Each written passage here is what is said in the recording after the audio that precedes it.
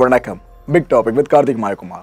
Kolkata RG car issue இருக்குல்ல, இந்த case supreme கோர்ட்டில் ஹியரிங்க்கு வந்திருக்குங்க. இந்த விசாரணையப்ப சுப்ரீம் கோர்ட் நீதிபதி மிகப்பெரிய ஒரு விஷயத்தை கேட்டிருக்காரு. ஆக்சுவலாக இது வரைக்கும் யாரும் கவனிக்காத ஒரு விஷயம் அவர் புதுசாக எழுப்பியிருக்காரு. அதாவது அந்த கொல்லப்பட்ட பொண்ணு இருக்காங்களே, அவங்க கண்ணாடி போட்டுட்டு இருந்திருக்காங்க. அவ்வளோ ஒரு இக்கட்டான நேரத்தில் எப்படி கண்ணாடி வரைக்கும் அங்கே இருந்திருக்கு அப்படின்ற கேள்வியை நம்ம சீஃப் ஜஸ்டிஸ் ஆஃப் இந்தியாவே கேட்டிருக்காருங்க. இதை பத்தி தான் முழுக்க பேச போற நிகழ்ச்சிக்குள்ள போலாம். There is a lot of social media posts actually using her real photograph and her name.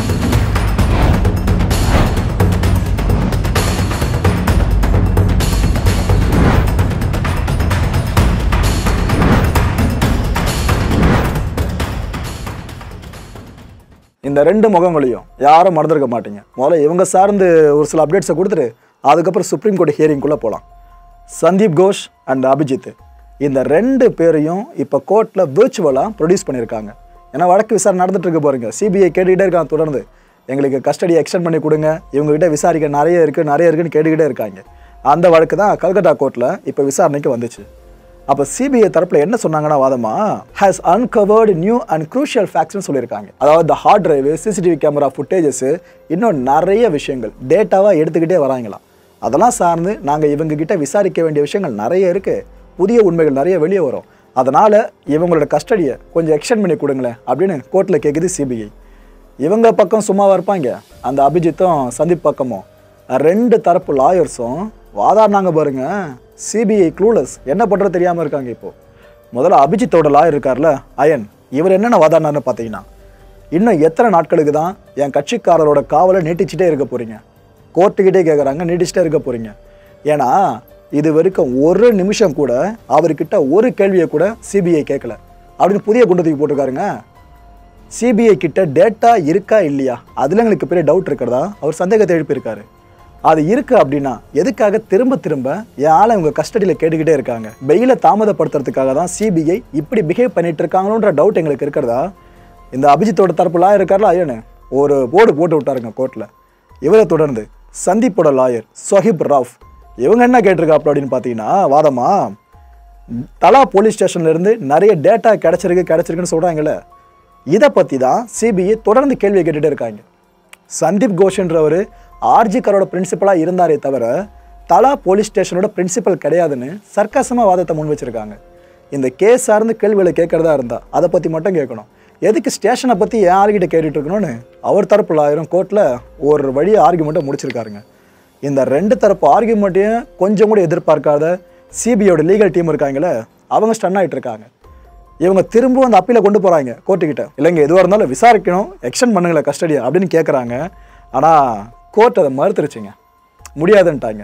ஏன்னா வாதங்கள் அவ்வளோ ஸ்ட்ராங்காக இருந்துச்சு அந்த ரெண்டு பேர் தரப்பில் இருந்தோம். ஒரே விஷயத்து மட்டும் கோர்ட் கொஞ்சம் சிபிஐக்கு ஆதரவுன்ற மாதிரி பண்ணியிருக்காங்க. ஒரு 4 நாட்கள் வரைக்கும் கஸ்டடியை எக்ஸ்டெண்ட் பண்ணியிருக்காங்க. அது கூட சிபிஐ வாதத்தை கேட்டு கிடையாது, அந்த எதிர்த்தரப்பு ரெண்டு பேரும் போட்டு அடிச்சாங்க பாருங்க சிபிஐ வாதத்துக்கு எதிராக. அதை வச்சு தான் இந்த 4 நாட்கள் வரைக்கும் குறைஞ்சிருக்கு. வர்ற 4ஆம் தேதி அடுத்த கட்ட விசாரணை ஆரம்பிக்க போகுது. இந்த விசாரணையில் தெரிஞ்சிடும் கஸ்டடி எக்ஸ்டெண்ட் ஆக போதா இல்லைனா பெயில் சார்ந்து வேறு எதனா உள்ளே வரப்போதான்னு சொல்லிட்டு. இந்தியாவில் இந்த டாக்டர்ஸ், ஜூனியர் டாக்டர்ஸோட ப்ரொட்டஸ்ட்லாம் முடிஞ்சிருச்சிங்க நினச்சிங்கன்னா கிடையாதுங்க. பகுதியளவு மட்டும் தான் முடிஞ்சிருக்கு. பகுதியளவு ஜூனியர் டாக்டர்ஸ் இன்னும் போராடிக்கிட்டு தான் இருக்காங்க. அதாவது இப்போ ஒரு உயிர் போயிருக்கு, ஃப்யூச்சரில் எவ்வளோ டாக்டர்ஸ் உயிர்கள் போகிற வாய்ப்பு இருக்குது. அதுக்கெல்லாம் சேர்த்து வச்சு இப்பயே எல்லா செட்டில்மெண்ட்டையும் முடிச்சிருங்க. இட் மீன்ஸ் சட்ட திட்டங்களை கொண்டு வந்துருங்க. அந்த ஒரு விஷயத்தை முன் வச்சு தான் போராடிக்கிட்டு இருக்காங்க. அதுவும் குறிப்பாக வெஸ்ட் பெங்கால் முழுக்கவும் இந்த போராட்டம் பெருசாக போயிட்டு இருக்கிறது காரணம் சிஎம் மமதா பானர்ஜி இருக்காங்களே, அவங்க பார்ஷியலி டிமாண்ட்ஸை மட்டும் தான் அக்செப்ட் பண்ணியிருக்காங்க. மிச்சம் இருக்க டிமாண்ட்ஸ்லாம் அவங்க இன்னும் அக்செப்ட் பண்ணலை. அதுதான் போராட்டம் பெருசாக போயிட்டுருக்கு. இந்த போராட்ட காலத்தில் இருந்துக்கிட்டு ஒரு பெரிய திரையில் இவங்க ஒரு காட்சியை பார்த்துக்கிட்டு இருக்காங்களே, அது வேறு எதுவும் கிடையாது. இந்த கேஸ் இருக்குது பாருங்க, ஆர்ஜிகர் கேஸு, இது சார்ந்த வழக்கு விசாரணை சுப்ரீம் கோர்ட்டில் நடந்துட்டு இருந்துச்சு. அந்த முக்கியமான தருணங்களை தான் போராட்ட காலத்தில் இருந்தும் அவங்க பார்த்துக்கிட்டு இருக்காங்க.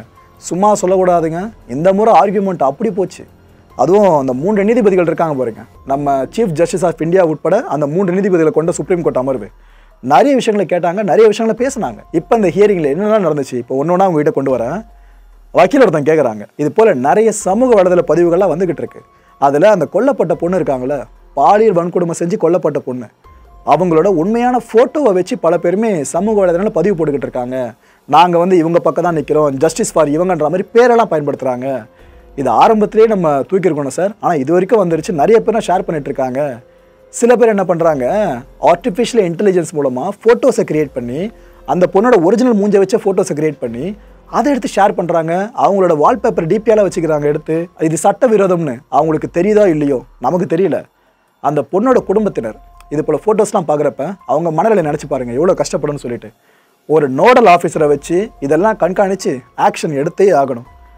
பெயர் உட்பட அந்த பொண்ணு சம்மந்தமான எந்த ஒரு விவரத்தையும் யாரும் வெளியிடவே கூடாது. அந்தளவுக்கு நாம் எதனா பண்ணணுன்ற மாதிரி அவங்க கேட்குறாங்க. இதுக்கு அந்த பெஞ்ச் என்ன தெரியுமா பதில் சொல்லிச்சு, இதை தடுக்கிறதுக்கு ஏற்கனவே ஆர்டர் போட்டாச்சு அப்படின்னு சொல்லியிருக்காங்க. ஆக்சுவலாக விக்கிபீடியா சார்ந்த மட்டும் தான் முதல்ல அந்த ஆர்டர் இருந்துச்சு. அதுக்கப்புறமே சுப்ரீம் கோர்ட் அமர்வு சொன்னாங்க, இல்லைம்மா இனிமேல் அந்த பொண்ணோட ஃபோட்டோவில் யாரும் யூஸ் பண்ணக்கூடாது, பெயரை பயன்படுத்தக்கூடாது, அப்படி போட்டிருந்தா தூக்கிடுங்கன்னு சொல்லி அப்பயே சொல்லியிருந்தாங்க. நாமளும் இதை ஆரம்பத்தில் அழுத்தி திருத்தி சொல்லிக்கிட்டு இருக்கோம். ஆனால் சில பேர் நான் ஜஸ்டிஸ் பக்கம் நிற்கிறேன்ற மாதிரி பேரில் அந்த ஃபோட்டோஸும் பொண்ணோட பேரெல்லாம் பயன்படுத்துகிறாங்க. இது ஆக்சுவலாக இல்லீகல். இந்த வீடியோ பார்த்துட்டு யாராவது பயன்படுத்திட்டு இருக்கீங்கன்னா தயவு செஞ்சு அதை தூக்கி விட்டுருங்க, அதை பயன்படுத்தாதீங்க. நீதி வேணுன்றதை எல்லாரோட நிலைப்பாடும். அதுக்காக ஃபோட்டோ பேரெல்லாம் வேண்டாம். இந்த ஆர்குமெண்ட் நீங்களே பாருங்களேன். இப்போ the other aspect is very alarming. There is a lot of social media posts, both which are actually using her real photograph and her name. And there are rampant social media posts which the family is running into. It is not only causing a lot of anguish, it is actually totally illegal. It's a crime. It's a crime.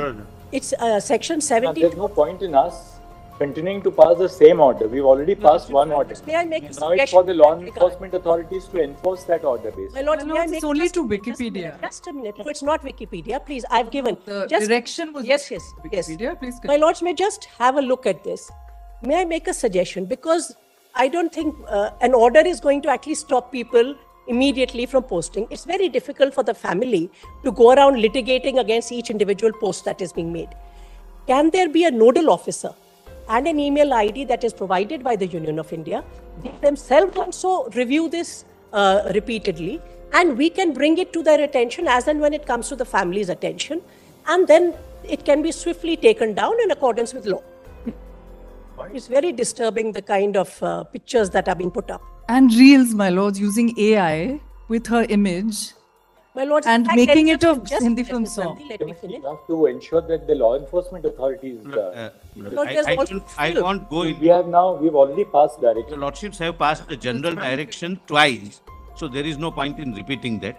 Lord, essentially it would be the state subject, but if my learned friend gives me any link, Lord, will provide for Lord a particular platform.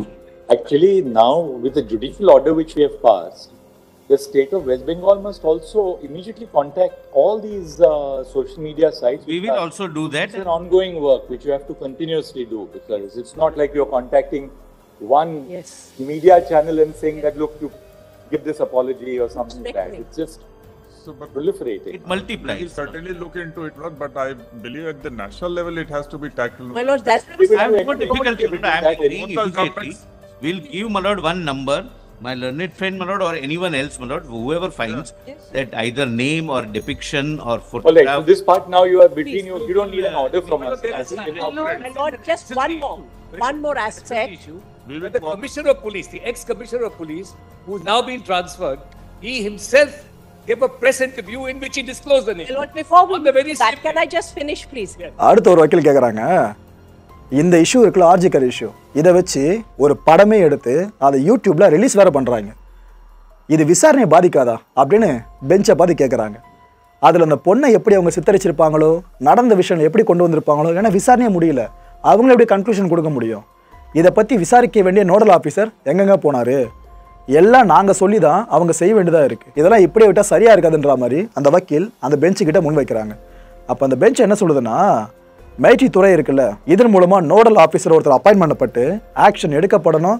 இது சார்ந்த ரிப்போர்ட்டை solicitor general நீங்கள் எனக்கு கூடிய சீக்கிரமே submit பண்ணுங்களேன் அப்படின்னு ஒரு ஆர்டர் இஷ்யூ பண்ணியிருக்காங்க. With respect to this, there is also a film that is going to be released tomorrow on YouTube, which says that it is based on RG Kaur incident. I am not at all saying that nobody should speak, nobody should express themselves. That's not the submission. However, would that interfere with the investigation, which is at a very early and sensitive stage? Secondly, how has she been portrayed? Will it in any way be, and I've attached that screenshot also, because that's already being publicized on social media. If some film is being released and you want to stop the release of the film, you have to take recourse to independent remedies and law. I bowed on my lord. So I'm not making that. I'm only bringing it to the attention that this is, as my lord said, proliferating. If there is a nodal person appointed by the Union of India, it would then be someone we can contact or pass on the information for them to take action in accordance with law. Solicitor, what you can do is that you can just identify, maybe in the cybercrime unit of the Ministry of Home Affairs or any appropriate agency, one nodal person who can be available for anybody to say that, well, this is the clip. It would be, my lord, it may not be Ministry of Home Affairs, it would be IT. Meti. Meti, my lord, we'll give the my lord one nodal officer. So that you can duly publicize it, and in which case, any clip which has to be pulled down, that intimation can be given by email or whatever to that particular there is a system. portal. Just put it into place, and Certainly. The Solicitor General has stated that the Ministry of Electronics and Information Technology, into brackets MIT, shall nominate a nodal officer to whom any communication in relation to the unauthorized uploading of content or information pertaining to the deceased can be intimated, so that necessary action can be taken with the intermediary concerned for pulling down such publication or dissemination. I'm grateful, my lords. இப்போ நான் சொல்ல போகிறதாங்க மிக முக்கியமான விஷயமே, அதாவது supreme court ஹியரிங்கில் இந்த வழக்கு சார்ந்து பார்த்தீங்கன்னா இது யாருமே இதற்கு எடுத்து கொடுக்கவே இல்லை. வக்கீல்கள் யாருமே எடுத்து கொடுக்கல. எடுத்து கொடுத்துருக்கிறது CJI நம்ம சந்திரசூட் அவர்கள் எடுத்து கொடுத்துருக்காங்க. அதாவது ஆர்குமெண்ட் போயிட்டே இருக்கு. அப்போ நடுவில் அவரை இடைமறிக்கிறார். இடைமறித்து அந்த பொண்ணை பாலியல் வன்கொடுமை செஞ்சு கொலை பண்ணியிருக்காங்க. அது ஒரு இன்வெஸ்டிகேஷன். இன்னொரு பக்கம் ஃபினான்ஷியல் இர்ரெகுலாரிட்டிஸ், நிதி முறைகேடு, அது ஒரு இன்வெஸ்டிகேஷன். இது ரெண்டுத்தை பற்றியும் விரிவான விசாரணை நீங்கள் சப்மிட் பண்ணிவிடுங்க. அட் த சேம் டைம் எனக்கு ஒரு விஷயம் இதுக்கெல்லாம் முன்னாடி தெரிஞ்சே ஆகணும். அது என்னென்னா, அந்த பொண்ணு கண்ணாடி போட்டிருந்தாங்க அப்படின்னு ரிப்போர்ட்டில் இருக்குது. அப்படின்னா தூக்கத்தில் அந்த பொண்ணு இருந்தப்ப அந்த பொண்ணை அட்டாக் பண்ணியிருக்கானா என்ன அப்படின்ற கேள்வியை கேட்டார். அது கூடவே கண்ணாடியோடு தானே அந்த பிரேதம் கிடச்சிருக்கு, அந்த சவம் வேறு கிடச்சிருக்கு, எப்படி இது அப்படின்ற கேள்வியை சுப்ரீம் கோர்ட்டோட தலைமை நீதிபதியே இந்த கேஸில் கேட்டிருக்காருங்க. இது எப்படி சாத்தியம்னு சிபிஐ கிட்ட கேட்டு சொல்லுங்கன்னு சிபிஐ தரப்பில் ஆஜராக இருக்க வழக்கறிஞர்கள் இருக்காங்களே அவங்க கிட்ட இவர் கைட்லைனை முன் வச்சிருந்தார். இதுக்கு வக்கீல் ஒரு பக்கம் என்ன விளக்கம் கொடுத்துருந்தா அப்படின்னு பார்த்தீங்கன்னா, எங்கே கிடச்சிதுங்க கண்ணாடி, ஆனால் அது உடஞ்சி போய் தான் கிடச்சிது. அந்த பொண்ணு ஏதோ ட்ரை பண்ணியிருக்காங்க அங்கேருந்து வெளியே வர்றதுக்கு, பட் முடியல, அந்த கண்ணாடி அதனால தான் உடஞ்சி கிடைக்கணும் அவங்க ஒரு பக்கம் விளக்கம் கொடுத்துருந்தாங்க. They have given us a statement on both aspects. The first part of the investigation, which deals with the alleged rape and murder, and the second on the financial irregularities which were referred by the judgment of the Calcutta High Court, order of the Calcutta High Court to CBI. So they have bifurcated it in two parts and given us an elaboration on what is happening on both the fronts. Marat, has the IPDR report... Mr. Solicitor, just one thing, please tell him. The injuries seem to have been accentuated by the fact that she was wearing braces and her glasses. How is it that she was wearing glasses at that particular point? Was she attacked when she was asleep? She was asleep. Yeah. Then how is it that she was wearing her glasses? My lords, you can just doze off, you can lie down. Was the body found with glasses on? Because ask CBI to The glasses were not on. Because the Caesar list... No. The Caesar list of the particular day says that the glasses were broken and were found lying beside her. Yes. The mattress. On the mattress. அப்புறம் ஒரு வக்கீல், ஒரு பழைய கேஸுங்க, probably பார்த்தோன்னா ஒரு 20-21 வருஷத்துக்கு முன்னாடி ஒரு கேஸு. அந்த கேஸை இந்த கேஸ் கூட கொஞ்சம் மேற்கொள்ளிட ஆரம்பிச்சாப்புல, சிமிலாரிட்டி ஒரே மாதிரி இருக்கே அப்படின்னு சொல்லிட்டு. அதான் 2003 வருஷம் சந்தன் அப்படின்ற ஒரு டாக்டரோட கொலை வழக்கு. அந்த கொலை வழக்கம் இப்போ அந்த ஆர்ஜிக்கரில் அந்த பொண்ணை பாலியல் வன்கொடுமை செஞ்சு கொலை பண்ணியிருக்கானுங்களே, இந்த வழக்கம் 100% ஒத்து போகுதுன்னு அவர் ஒரு புதிய ஆர்குமெண்ட் எடுத்து முன் வச்சிட்டாரு. அதுக்கு என்ன ஒரு விளக்கம் கொடுத்தாப்புலனா, பயோ வேஸ்ட்லாம் இருக்குல்ல, இந்த சிரஞ்சு மற்றபடி இந்த ஹாஸ்பிட்டலில் கிடைக்கிற வேஸ்ட்டு, பயோ வேஸ்ட்டு, இது எல்லாம் வங்கதேசத்தில் இருக்க ஒரு நெட்வொர்க்குக்கு குறைஞ்ச காசுக்கு வித்துடுறாங்க. இதே விஷயந்தான் இந்த 2003 கேஸ் இருக்குல்ல, அப்போ அடிபட்டுச்சு. இதே பயோ வேஸ்ட் விஷயம் தான், இதே பங்களாதேஷ் விஷயம் தான் இப்போ ஆர்ஜிக்கர் கேஸில் அடிபட்டுக்கிட்டு இருக்கு. எதுக்காக இந்த ரெண்டுமே ஒரே ராக்கெட் சார்ந்து நடந்துடக்கூடாது அப்படின்ற அசம்ஷனை முன்வைக்கிறாப்புல. அப்படின்னா அந்த கேஸில் நீதி கிடைக்கலன்றதா அர்த்தம் இவர் சொல்கிறபடி பார்த்தீங்கன்னா. இதில் எதுக்காக மிகப்பெரிய நெட்வொர்க் தொடர்பு இருக்கக்கூடாதுன்னு அந்த ஒரு வக்கீல் ஒரு விஷயத்தை முன்வைக்கவே இதுக்கு இன்னொரு வைக்கிற இடத்துல நம்ம பதில் சொல்லியிருக்காப்புல, ஏங்க நீங்கள் இதெல்லாம் இங்கே வந்து ஸ்பெக்குலேஷனாக முன் வைக்காதீங்க, உங்கள் மனசில் இருக்க கேள்விகள் எல்லாத்தையும் எழுதி அதை சீலிட்டு கொடுங்க, அதை நான் அப்படியே கொண்டு போயிட்டு சிபிஐ கிட்ட கொடுத்துட்றேன், நாங்கள் கூட பிரித்து படிக்க மாட்டோம், அதுக்கப்புறம் சிபிஐ அது ஒரு இன்புட்டாக எடுத்துக்கிட்டு இன்வெஸ்டிகேஷனை சேர்த்துப்பாங்க அப்படின்னு சொல்லி முடிச்சாரு. The report states anything about one person called Dr. Chandan Sen and whether his case file has been studied. Why it assumes great significance is that this Chandan Sen belonged to Ranaghat Municipal Hospital. He was murdered in the year 2003. Same fact. He was murdered, she was murdered. What was the racket involved? The racket involved was with regard to fake medicine. Medicine being sent out. And there was also a Bangladeshi module as per the reports of that point of time. As far as Ajikor is concerned, there is also a Bangladeshi module, whereby the bio-waste was being sent into Bangladesh. But I would request my learned friend, rather than, my lord, detailing Because this in Chandan Sen started- let him write down and give it to me in a We have already permitted anybody who wants to furnish any information. No, they give me in a sealed cover and I send them in a sealed condition. My lord, It will not be appropriate to discuss it loudly. You just write it down and give it to me in a sealed cover. It would immediately be given to the CBI. அதுக்கப்புறம் ஒரு வக்கீலுங்க அவங்க விடாப்படியாக பேசினாங்க ஒரு விஷயத்தை திரும்ப திரும்ப.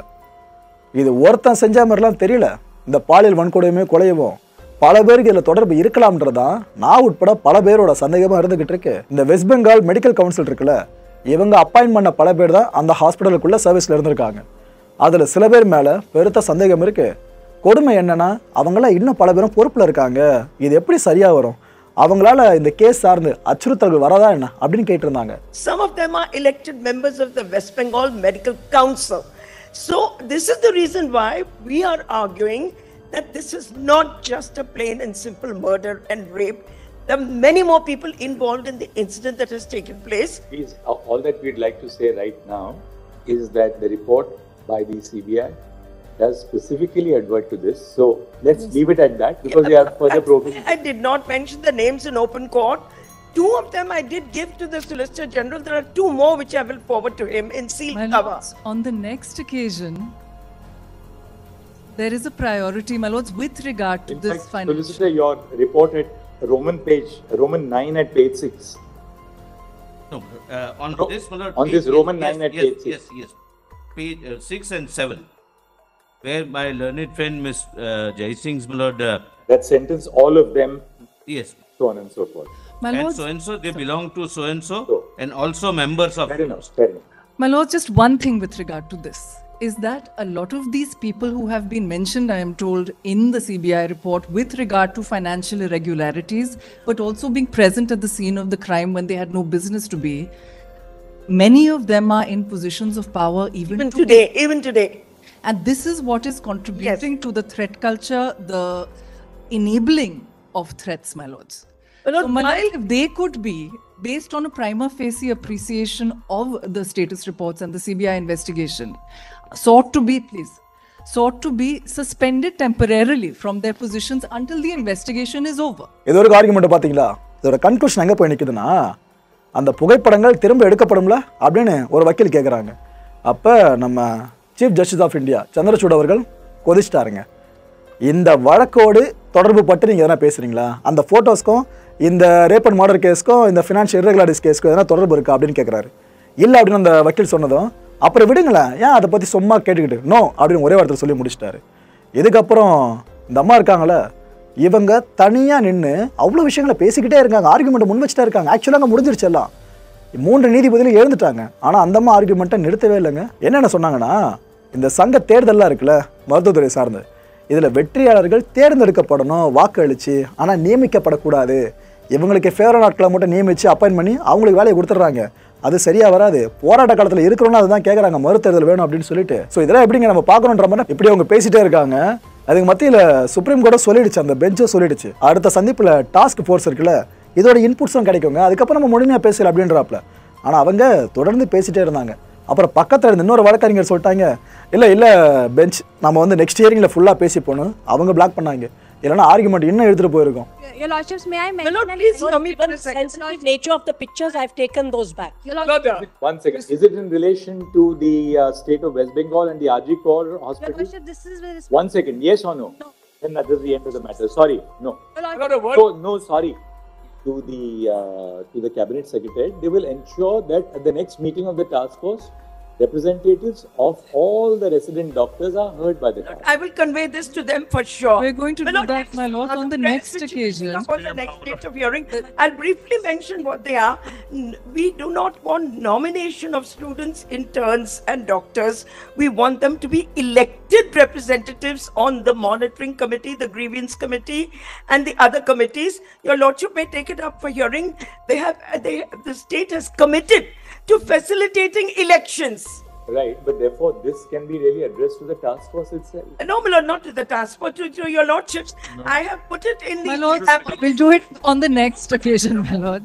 It's part of the agreed minutes. Grateful, man. Oblige me. It's part of the agreed minutes, my lord. We're not now going to where the election should be held, nomination should be made.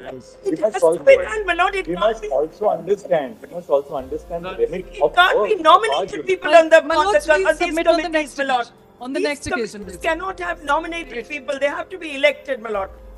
மக்களை இந்த கான்டென்ட்டை பொறுத்தவரை நாமளும் எதிர்பார்க்க வேண்டிய விஷயம் ஒன்று தான். நீதி சீக்கிரமாக கிடைச்சிடும்ன்ற நம்பிக்கை நம்மளுக்கு ஆரம்பத்துலேருந்தே இருக்குது. ஆனால் மாதங்கள் உருண்டோட ஆரம்பிச்சிருச்சு இந்த கொலை நடந்து. ஆனால் இது வரைக்கும் இவன் தான் குற்றவாளின்னு 100% நம்புற மாதிரி ஒருத்தன் கண்ணில் சிக்கலை. அது முதல்ல ஒருத்தனால் எத்தனை பேருன்றது அதுவும் கண்ணில் சிக்கலை. அதுக்குள்ளே இந்த 2 பேருக்கும் பெயில் கிடைச்சிடாமல் இருக்கணும். இது மட்டும் பெயில் 3000 ஆயிடுச்சு அப்படின்னா வழக்கு வேற மாதிரி மாறதுக்கு நிறைய வாய்ப்புகள் இருக்கிறதா பல பேர் கருத ஆரம்பிச்சிட்டாங்க. பாப்போம் என்ன நடக்குதுன்னு. அடுத்த நிகழ்ச்சியை சந்திக்கலாம். நன்றி, வணக்கம். வணக்கம் மாயம் ஸ்டுடியோஸ் நண்பர்களே. மாயம் ட்ரெண்ட்ஸ் அப்படின்ற ஒரு புதிய ஃபேஸ்புக் பேஜை ஓப்பன் பண்ணியிருக்கோம். நீங்கள் யூடியூப்பில் பார்த்துட்டு இருக்கீங்களா நம்மளோட கான்டென்ட்ஸ்லாம். இதெல்லாம் விட ஒரு படி மேலே ரொம்ப கிறிஸ்பாகவும் ரொம்ப சூப்பராகவும் நிறைய கான்டென்ட்ஸ் உங்களுக்கு இந்த பேஜில் காத்துட்ருக்கீங்க. ஸோ உடனடியாக ஃபேஸ்புக் பிளாட்ஃபார்ம் போங்க, மாயம் ட்ரெண்ட்ஸ்னு டைப் பண்ணி சர்ச் பண்ணி நம்ம பேஜை ஃபாலோ பண்ணுங்கள். அப்படியே நம்ம சேனலையும் நீங்கள் சப்ஸ்கிரைப் பண்ணிட்டீங்க அப்படின்னா இன்னும் நிறைய புது கான்டென்ட்ஸை உங்களுக்காக ப்ரொடியூஸ் பண்ணி கொடுத்துக்கிட்டே இருப்பாங்க. நீங்கள் பண்ணுற ஒவ்வொரு சப்ஸ்கிரிப்ஷனும் எங்களுக்கு பெரிய மோட்டிவேஷனாக அமையும்.